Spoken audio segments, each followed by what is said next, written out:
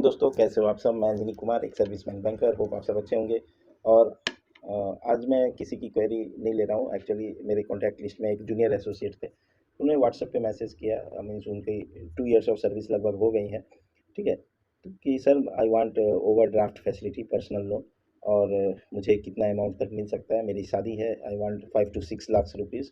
तो क्या मुझे 5 से 6 लाख पर्सनल लोन मिल जाएगी? ठीक है। तो ऐसी रिक्वायरमेंट यंग जो जूनियर एसोसिएट है या उनके लिए भी हो सकता है। तो what mistake they are doing, वो मैं आपके साथ एक शेयर करना चाह रहा हूँ। बहुत लोगों को शायद नहीं मालूम हो, आप एडिशनल पीएफ का एक ऑप्शन होता है। आप अगर अपनी सैलरी स्लिप को ध्यान से देखोगे तो फर्स्ट 6 मंथ जब प्रोबेशन पीरियड होता है तो आपका पीएफ कंट्रीब्यूशन पार्ट शुरू नहीं होता, वो कंफर्मेशन के बाद शुरू होता है। एंड उसके बाद आपके पास बैंक जो है बाय डिफ़ॉल्ट आपको 10% पे करता है मेंबर्स कंट्रीब्यूशन, ठीक है। एंड 10% आपके सैलरी से काटता है बेसिक प्लस डीए का, ठीक है। तो वो जो 10% है वो मैंडेटरी है, वो ऑप्शनल नहीं है। बट उसके अलावा हमारे पास ऑप्शनल है। आप एचआरएमएस में पीएफ सेक्शन में जाकर वहाँ पे एडिशनल पीएफ सेलेक्ट करके एंड एडिशनल आप 15% एडिशनल तक, आप चाहो तो 5%, 10%, 8% कुछ भी डाल सकते हो। मैक्सिमम अप टू 15% ये एसबीआई ये फैसिलिटी दे रहा है। तो वो 15% एडिशनल अगर आप पीएफ डालते हो तो उस पर 8.1% का आपको इंटरेस्ट मिलता है हाफ ईयरली। एंड उसके ऊपर आपको ओवरड्राफ्ट फैसिलिटी मिलती है। तो उनका मैंने पीएफ स्टेटमेंट मांगा तो उन्होंने एडिशनल पीएफ नहीं कर रखा है। एंड उनके भी हम उन्हें बता रहे हैं कि आपको मेंबर्स कंट्रीब्यूशन का ही पार्ट मिलेगा, बट एक्चुअल में मेंबर्स प्लस बैंक कंट्रीब्यूशन दोनों का पार्ट आप ओवरड्राफ्ट फैसिलिटी जब सर्विंग है तब आपको मिलता है। सो देख लेते हैं क्या है एंड क्या मिस्टेक कर रहे हैं। So let's discuss. इन्होंने ज्वाइन किया था 2020 जनवरी में, और 6 महीने बाद आपका ये पीएफ कंट्रीब्यूशन का जो होता है वो स्टार्ट होता है, ठीक है। तो यहाँ पे बैंक कंट्रीब्यूशन होता है एक, एंड एक होता है members contribution.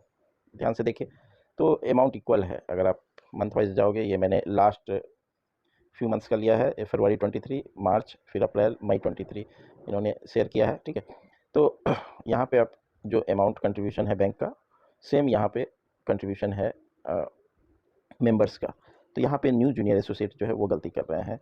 I will suggest कि आपको 15% एडिशनल पीएफ आप कर सकते हो, जो कि बहुत सारे जूनियर एसोसिएट को देखा वो नहीं कर रहे हैं। अगर आप बैचलर हो, मैरिज प्लान कर रहे हो, तो ये करना ज़रूरी है। सिंपल, आप रिस्क फ्री 8.1, ठीक है, टैक्स फ्री एट प्रेजेंट है, एंड रिस्क फ्री है 8.10%।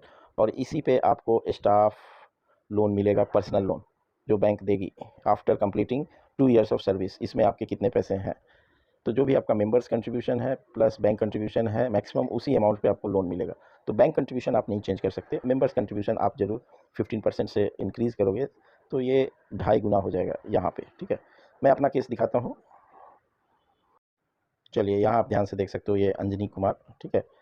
और डेट ऑफ ज्वाइनिंग 26/12/2016। 6 महीने बाद 26/6/2017 से ये आपका पीएफ कंट्रीब्यूशन शुरू होता है। यही अमाउंट जो है डिफ़र है आईबीपीएस क्लर्क, आरआरबी क्लर्क, उनको नहीं मिलता है। तो आप लास्ट जून 23 तक का मैंने लेटेस्ट लिया है। तो मेरे जो साथी हैं आईबीपीएस बैंक में या आरआरबी में, उन्हें ये 4,85,000 का डिफरेंस लास्ट 6.5 ईयर्स में, ये मेन डिफरेंस है जो कि एसबीआई पे करती है, अदर बैंक्स नहीं करती। तो उस हिसाब से एसबीआई हमसे काम भी थोड़ा ज़्यादा लेती है, ठीक है। तो अफसोस नहीं होता। नाउ मेंबर्स कंट्रीब्यूशन, यहाँ देखिए, यहाँ पे बैंक का कंट्रीब्यूशन जो है वो 10% है, ठीक है। और इंटरेस्ट 6 महीने में मिलती है। यहाँ भी इंटरेस्ट 8.1 आपको दिख रहा होगा, टैक्स फ्री एट प्रेजेंट। सो यहाँ पे आप मेरा कंट्रीब्यूशन देखिए, ये मेरा कंट्रीब्यूशन है। 8.1% इंटरेस्ट आपको कौन देगा, और इस पे आपको लोन मिलता है, ठीक है। जो यहाँ पे मेरा कंट्रीब्यूशन है प्लस बैंक का कंट्रीब्यूशन है, वो दोनों ऐड करके आप देखो मोर देन 10 लाख है, और 10 लाख की सीलिंग है personal loan for clerical staff. इस वजह से मुझे 10 लाख का लोन, पर्सनल लोन मिला हुआ है। बेसिकली ये ओवरड्राफ्ट फैसिलिटी है, पर्सनल लोन।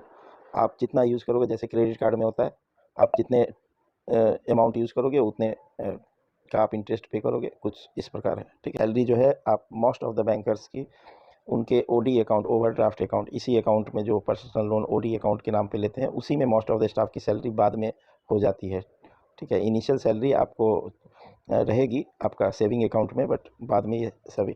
तो ओडी अकाउंट का बेनिफिट जो है 5.95% इंटरेस्ट आपको सिंपल इंटरेस्ट पे ये लोन है, और बैंक आपको 8.10% इंटरेस्ट पे कर रही है।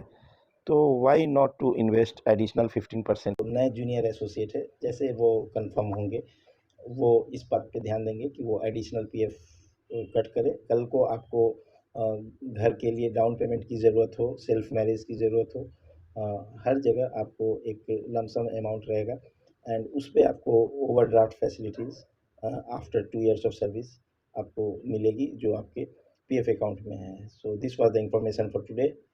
Hope you like this information. Thank you for giving your precious time. God bless you all.